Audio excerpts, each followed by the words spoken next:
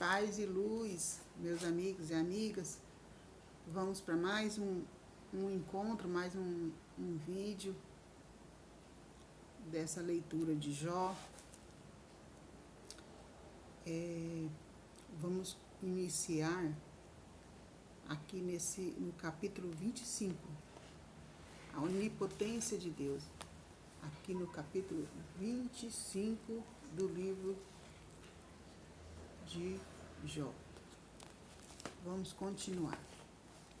Na continuação de hoje, está escrito assim a palavra de Deus. Baldade de Suaz tomou a palavra e respondeu: a Deus pertence o domínio e o temor. Ele mantém a paz no alto dos céus. Alguém pode contar o número de suas tropas? E sobre quem não se levanta a sua luz?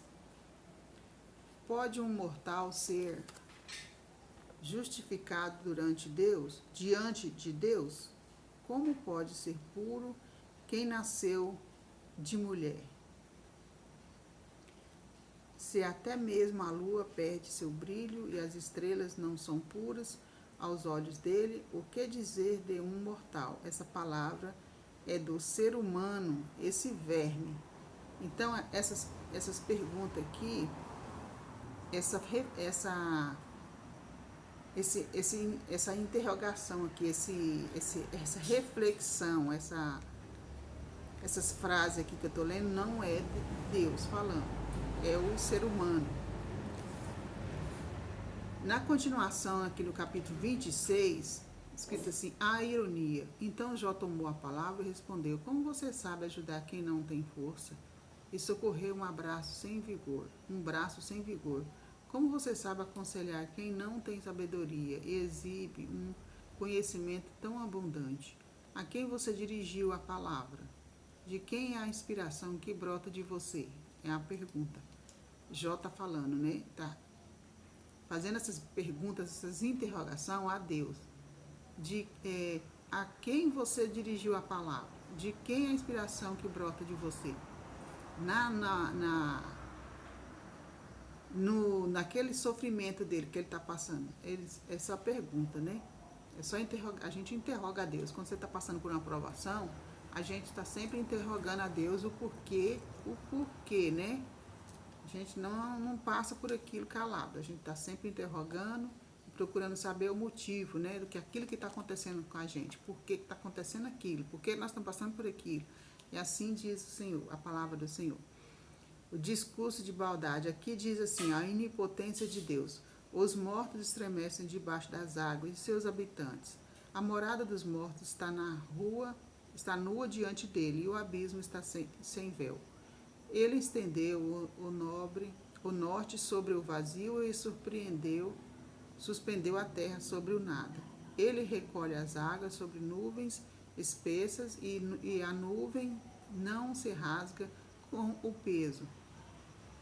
Ele encobre a face do seu trono, entendendo sua nuvem sobre ela. Traçou um círculo sobre a superfície das águas, até o limite entre a luz e as trevas. As colunas dos céus estremecem e ficam assustadas como a ameaça dele. Com o seu poder ele acalmou o mar, e com sua inteligência esmagou o Rabi. Com seus sopros deu beleza aos céus, e sua mão ultrapassou a serpente fugitiva. Essas são apenas as bordas do seu caminho, e dele só perdemos um frágil eco. Quem poderia compreender o estrondo do seu poder? No capítulo 27 diz assim, o discurso de Jó. Jó afirma sua inocência até o fim. Então Jó continuou seu discurso e disse: pelo Deus vivo, que me nega justiça, pelo Deus que se torna amarga a minha vida, enquanto eu puder respirar e o Espírito de Deus estiver em minhas narinas, meus lábios não dirão injustiça em minha língua, não pronunciará mentiras. Longe de mim querer justificar vocês. Vou manter minha inocência até o último suspiro. Vou me agarrar à minha justiça e não a largarei. Minha consciência não reprova nenhum dos meus dias. Que meu inimigo me torne como ímpio e meu adversário como um malfeitor. Pois que vantagem o hipócrita poderá esperar quando Deus lhe tirar a vida? Será que Deus vai lhe ouvir o grito quando sobre ele cair a desgraça? Será que se estivesse alegrado em Deus, será que teria invocado a Deus em algum momento? Vou ensinar vocês sobre o poder de Deus. Não esconderei os projetos de Shaddai. Se todos vocês já perceberam, então por que se distraem com as coisas sem valor? Aqui é a reflexão do capítulo 27. Diz assim, discurso de Sofar, na continuação aqui. A sorte dos malvados. Esta é a porção que Deus reserva para o ímpio, a herança que os opressores receberão de Shaddai. Se tiver muitos filhos, serão para a espada e seus descendentes faltará o pão. Os sobreviventes serão sepultados pela peste e suas viúvas não chorarão por eles. Ele acumula a prata como pó e amontoa roupas como se fosse argila. Que amontoe, mas é o justo quem irá vesti-las, e o inocente é quem dividirá a prata. Ele constrói sua casa como faz a traça, como cabana feita por uma guarda. Ele se deita rico, mas não aumenta a riqueza, e ao abrir os olhos não tem mais nada. Os terrores o alcançam como águas, e de noite a tempestade o assalta. O vento leste o leva para longe e o faz desaparecer, arrancando-o do seu lugar. Ele é arremessado sem piedade pelo vento, enquanto tenta escapar de suas mãos. Saúdem como palma sua ruína e assobiam contra ele em sua própria casa. Palavra do Senhor. Na continuação aqui do capítulo 28, vamos ler assim esse capítulo. Diz assim: o mistério da sabedoria. O elogio da sabedoria. Nessa passagem aqui que Jó está sofrendo lá no deserto, sozinho lá, largado no chão, na escuridão, no deserto, com as enfermidades, né, sozinho. Aqui diz assim, ó, o mistério da sabedoria. Pois a prata é encontrada nas minas e o ouro tem o lugar onde é refinado. O ferro é extraído da terra e da pedra fundida sai o bronze. Pois se põe-se um fim às trevas e investigam-se todos os limites. A pedra escura e a sombra da morte. Abriram-se canais longe de lugares habitados. Aí os pés não alcançam e balançam suspensos longe dos humanos. A terra que dá o pão foi revirada, por dentro como fogo. Suas pedras são jazidas de safira, e aí se encontra o pó do ouro. As aves de rapina não conhecem o caminho, e o olho do abutre não consegue enxergá-lo. As feras não percorrem esse caminho, nem o leão feroz passa por ele. Ele estende a mão contra a rocha e revira as montanhas pela raiz. Abriu galerias no meio das rochas, seus olhos viram tudo o que é precioso. Alcançou as nascentes dos rios e trouxe à luz o que estava escondido. De onde vem a sabedoria?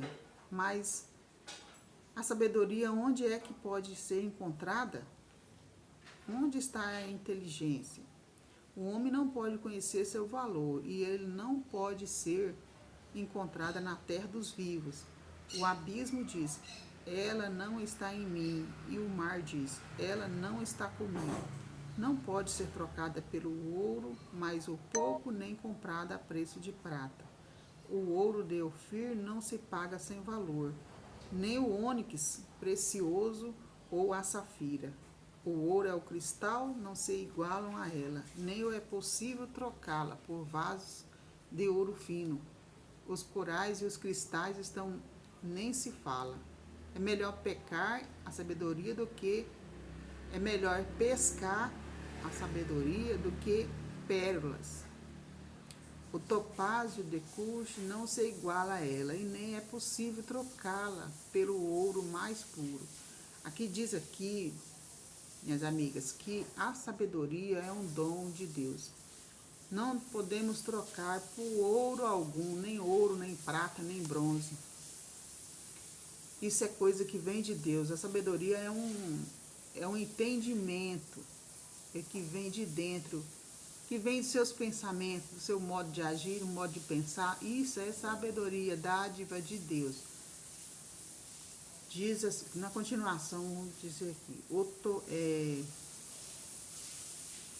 topázio de Cush não se iguala a ela, nem é possível trocá-la pelo ouro mais puro. De onde vem a sabedoria? Diz a pergunta aqui, onde está a inteligência? Ela está oculta aos olhos de todos os seres vivos. Tá vendo? Aqui está a resposta que eu acabei de falar. Ela está oculta aos olhos de todos os seres vivos, escondida aos pássaros do céu. O abismo e a morte dizem, sua fama chegou até os nossos ouvidos. A sabedoria consiste em temer a Deus. Tudo que você faz que de acordo à vontade do Senhor é a pessoa sábia.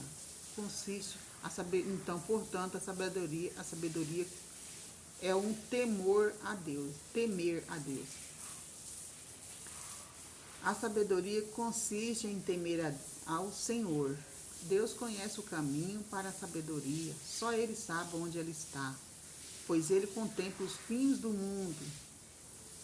Ele contempla os confins do mundo e vê tudo debaixo dos céus. Quando fez um peso para o vento, fixou a medida das águas. Quando deu lei para a chuva e um caminho para o clarão do trovão. Então ele a viu, descreveu, e estabeleceu também a examinou.